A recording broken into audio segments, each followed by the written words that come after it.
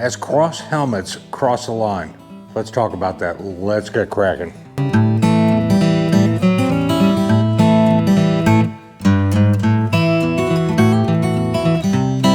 Good moto morning, beautiful people. Welcome to another episode of Kraken's Garage. This episode is a bit off the beaten path. I need to tell you a story of something that happened to me with a helmet motorcycle manufacturer. Way back a year and a half or more ago, I was watching a video of Chase on two wheels. There's a couple of large moto vloggers or moto channels that I watch occasionally from time to time, and Chase, I think, has a quality channel. So I watched a video he did on the CrossHelmets X1. And to give you an idea of how large Chase's channel is, he has 1,110,000 subs. And at the end of the video, he said he did his review of this high-tech helmet. And what the CrossHelmet X1 is a heads-up display helmet, and then they have some other rear camera, facing camera that you can record as well on the back of the helmet. So some innovative ideas there. So Chase said that he had a second helmet to give away to a viewer. Just leave a comment down below. And I posted a comment saying, I'd love to do a review of that helmet on my small channel. And lo and behold, Chase on Two Wheels picked me as the winner of that helmet. So we communicated via email and got me hooked up with CrossHelmet, and we put in the order for the helmet. As I've stated many times before, my dignity and integrity is all I have on this channel, and I can't afford to even lose one shred of it. So this is a very expensive helmet, and I wasn't comfortable keeping it. Now, when I go back to when I started my channel, there's a few onboard early adopters to my channel. So if I get something of this magnitude, these people that started out with me from the word jump get first shot at any of the super nice giveaways. And in this case, it was 𝕥𝕚𝕚 2500. Very early when I started my channel, he donated a swing arm side bag that I gave away, and an Australian won it, 𝕃𝕖𝕥'𝕤, and we mailed it out to him, and it was a big roaring success and a win for everybody. And I'm indebted to 𝕥𝕚𝕚 2500 for that. So I reached out to 𝕥𝕚𝕚 and I said, here's their size chart.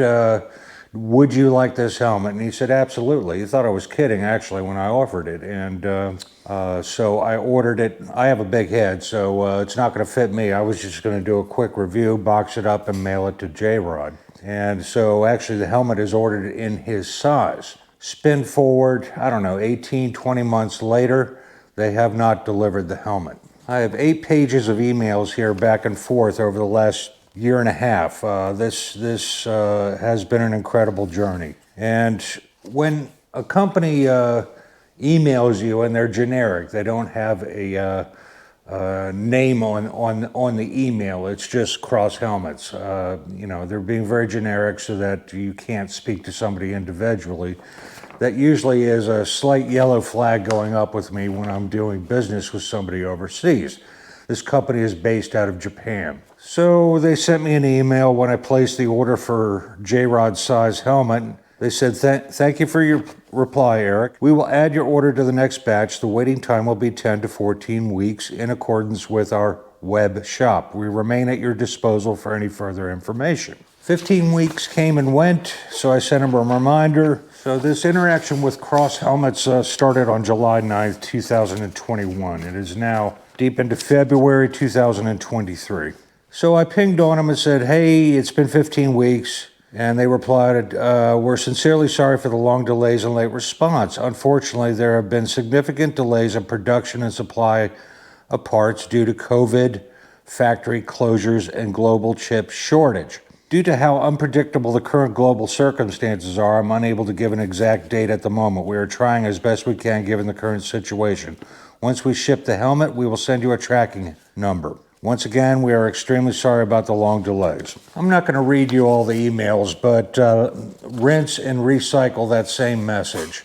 Now, everybody seems to be playing the COVID card when they can't deliver or what holdups in the last couple of years. And I want to make something clear here. COVID was full-blown and going when Chase on Two Wheels did this review of the helmet, and Cross offered to give a second helmet away. so that it only holds so much water with me. There was a period of time, or 2 to 3 months, where I sent an email and said, hey, what's going on? Can you provide an update? No reply, crickets. So after like the 3rd try, then I got the generic, we're sorry for the delay. It should be another 3 or 4 months. So I decided to draw a line in the sand this December, and I wrote an email that said, it's been 1 year and 5 months since we started this discussion.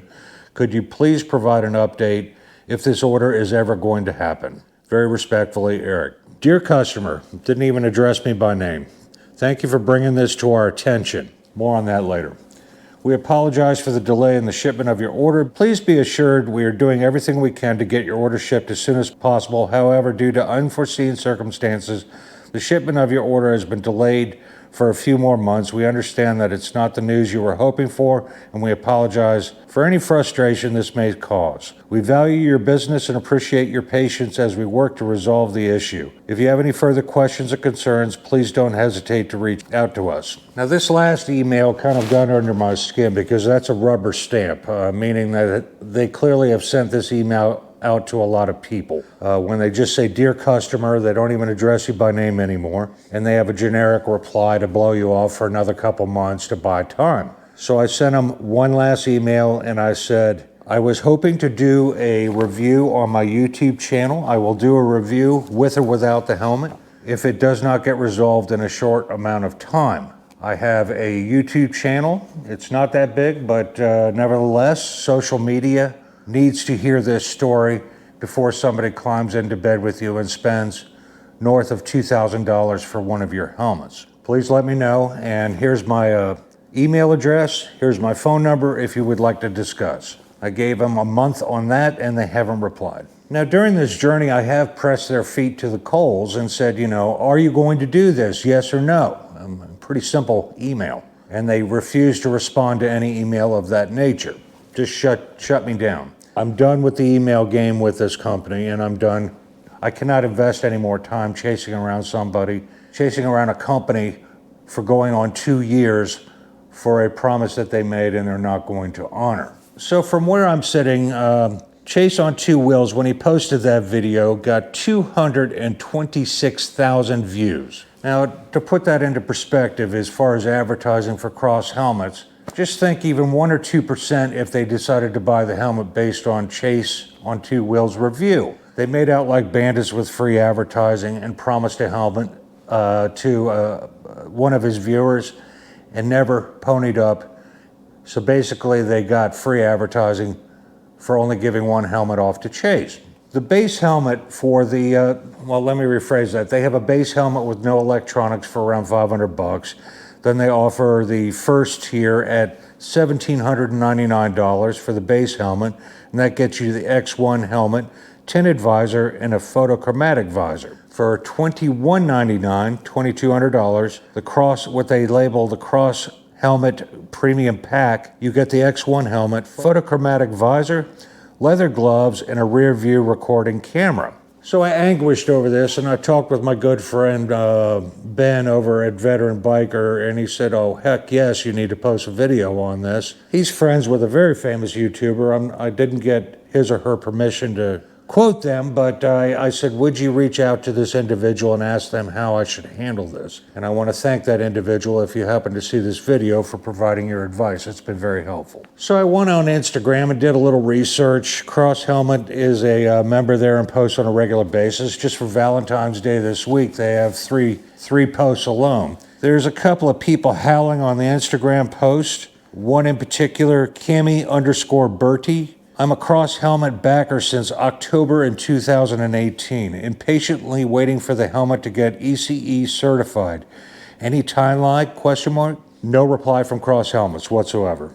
And that was over a month ago that he replied on that one, or posted on that one. Then there's Parkinson Dane, who posted on Instagram, why haven't you delivered yet on orders placed 2 years ago now? Whether I can't validate whether these two are authentic and they have been scammed or shorted by this company, I do not know, but it's awfully suspect that they would just post out of the blue on Instagram, on social media. So it's clear to me that this isn't going to happen, so I'm going to dig a grave and shove this mess into it and cover it up with dirt and move on. Now what's not intact at this point is I have led J-Rod on by not providing a helmet as promised. I am a man of my word, so J-Rod, when you watch this, I will also reach out to you in email and contact you immediately. Go pick out a helmet, and it is on me. Up to $1,799. I will pay for it and have it mailed to you immediately. So again, my integrity is not for sale.